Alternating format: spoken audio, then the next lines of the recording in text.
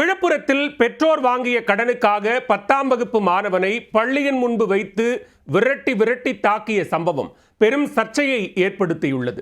காயமடைந்த மாணவன் மருத்துவமனையில் அனுமதிக்கப்பட்ட நிலையில் அத்துமீறலில் ஈடுபட்ட அடாவடி நபர்கள் மீது உரிய நடவடிக்கை எடுக்கப்படுமா? விழுப்புரம் மாவட்டம் விக்கிரவாண்டி அருகே சிறுவாளை கிராமத்தைச் சேர்ந்த தம்பதி ரமேஷ், அலமேலு. பழங்குடியினர் சமூகத்தைச் சேர்ந்த இவர்கள் கூலி வேலை செய்து வருகின்றனர். இந்த தம்பதிக்கு 15 வயதில் ஒரு மகன் மட்டும் உள்ளார். அவர் அதே ஊரில் உள்ள அரசு பள்ளியில் 10ஆம் வகுப்பு படித்து வருகிறார். கடந்த 2 ஆண்டுகளுக்கு முன்பு ரமேஷ் தனது மனைவி அலமேலுவுடன் செங்கல் சூளையில் வேலைக்கு சென்றுள்ளார். இதற்காக இடைத்தரகராக செயல்பட்ட பிரபாகரன் என்பவரிடம் 50,000 ரூபாய் முன்பணமாக பெற்றுள்ளார். 1 மாதம் மட்டுமே வேலை செய்த நிலையில் அவர்களுக்கு அரசு சார்பில் வீடு கட்டி கொடுக்கும் பணி தொடங்கியுள்ளது. இதனால் செங்கல் சூளை வேலையை விட்டுவிட்டு சொந்த வேலை காரணமாக ஊருக்கு திரும்பியுள்ளனர். பின்னர் உறுதியளித்தபடி செங்கல் சூளையில் வேலை செய்யாததால் கொடுத்த பணத்தை பிரபாகரன் திருப்பி கேட்டுள்ளார்.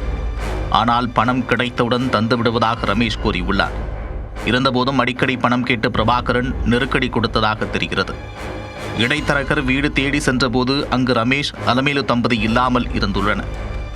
அப்போது வீட்டில் இருந்த அவர்களின் மகனை கடன் கொடுத்தவர்கள் மிரட்டி சென்றுள்ளனர்.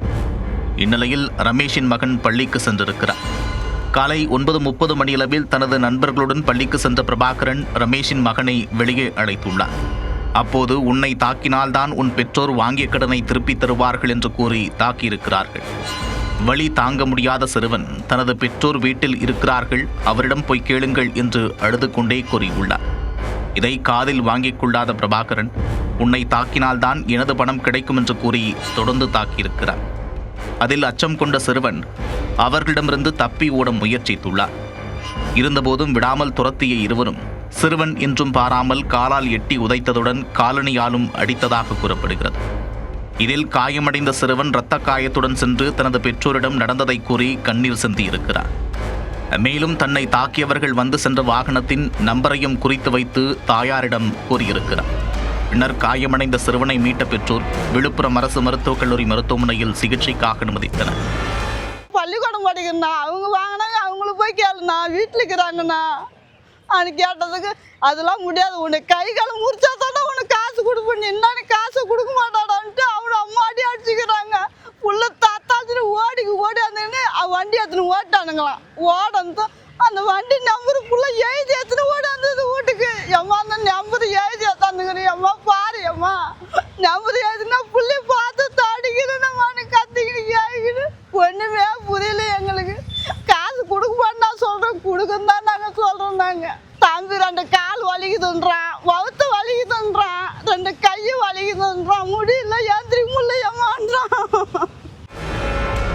சிறுவன் தாக்கப்பட்டது தொடர்பாக அவரின் பெற்றோர் கெடார் காவல் நிலையத்தில் புகார் அளித்தனர்.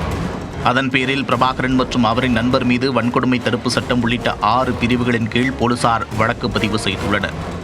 விசாரணை முடிவுக்கு பின் அடுத்த கட்ட நடவடிக்கை எடுக்கப்படும் என்று போலீசார் உறுதியளித்துள்ளனர். பெற்றோர் வாங்கிய கடனை வசூலிப்பதற்காக 15 வயது சிறுவனை பள்ளி தேடி சென்று ஈவு இரக்கமின்றி தாக்கிய சம்பவம் விக்கிரவாண்டி அருகே பரபரப்பை ஏற்படுத்தியுள்ளது.